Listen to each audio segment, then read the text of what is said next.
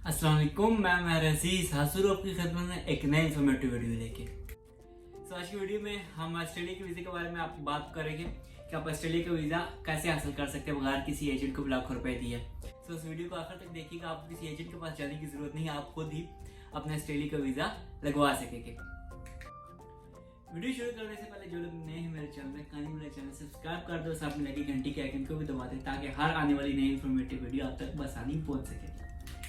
सबसे पहले हम रिक्वायरमेंट्स के बारे में बात करते हैं कि ऑस्ट्रेलिया का वीज़ा लेने के लिए आपको कौन कौन सी रिक्वायरमेंट्स है वो चाहिए। आपके पास आईलेट्स होने चाहिए, मिनिमम 5.5 बैंड होने चाहिए।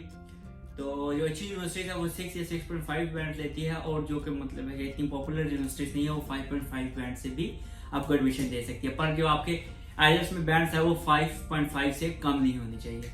आपको मिनिमम FA पास होना चाहिए, यानी कि पाकिस्तान में 12 पीरियड ऑफ एजुकेशन आपके पास होनी चाहिए, उसमें सारे सब्जेक्ट्स में आपको पास होना चाहिए, और आपके जितना भी एकेडमिक रिकॉर्ड है वो अटेस्ट होना चाहिए Pakistan ministry of foreign affairs से भी और ऑस्ट्रेलिया की एम्बेसी से भी। आपका जो पासपोर्ट है वो मिनिमम 2 साल के लिए वैलिड होना चाहिए, और उसमें कम से कम 4 पेजेस जो है वो ब्लैंक होने चाहिए।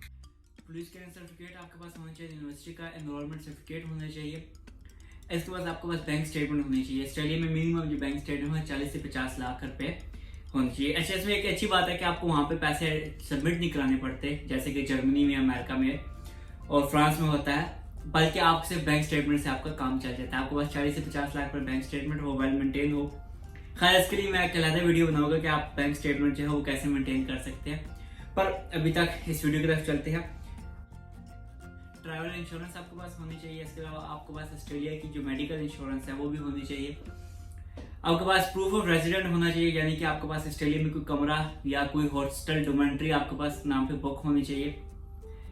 इसके अलावा आपके पास टिकट रिजर्वेशन होनी चाहिए। यही सारी डॉक्यूमेंट्स लेने के बाद आप वीजा लेने के लिए अहल हो जाते हैं। तो चलते हैं प्रोसीजर की तरफ, 1 बाय 1 करके आप कैसे इसके लिए अप्लाई करेंगे।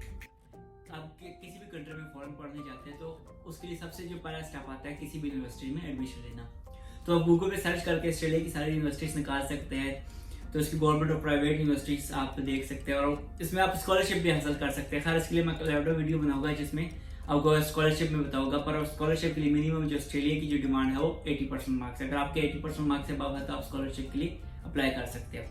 नहीं तो आप नॉर्मल जो एप्लीकेशन आप ऑस्ट्रेलिया की किसी भी यूनिवर्सिटी में आप अपने कोर्स के डिटेल्स सबमिट कराते हैं, 1 से 2 वीक्स के अंदर उनका रिप्लाई आता है। रिप्लाई आने के बाद आप उनके पास जो जितनी भी डॉक्यूमेंट्स मांगते हैं, जैसे कि आपका एकेडमिक रिकॉर्ड हो गया, पुलिस क्लियरेंस सर्टिफिकेट हो गया, और आपके जो है आईलेट्स को बैंड स्कोर वो आपसे मांगेंगे। वो मांगने के बाद कई यूनिवर्सिटी जो है इंटरव्यू लेती है, और कई यूनिवर्सिटी बगैर इंटरव्यू के आपको एडमिशन दे देती है।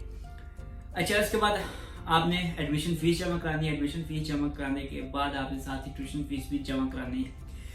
जो बहुत से केसेस में होता है सिर्फ 1 सेमेस्टर की होती है, कई यूनिवर्सिटी जो है वो 2 सेमेस्टर की एडमिशन फीस आपसे मांगती है।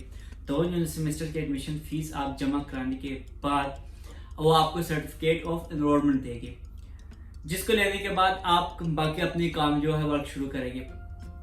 बाकी काम में आपका मेडिकल इंश्योरेंस आ जाती है, पुलिस के सर्टिफिकेट जैसे कि मैं पहले बता चुका हूँ, आपको यूनिवर्सिटी में भी कई दफा देना पड़ता है, और एम्बेसी के लिए भी आपको चाहिए होगा।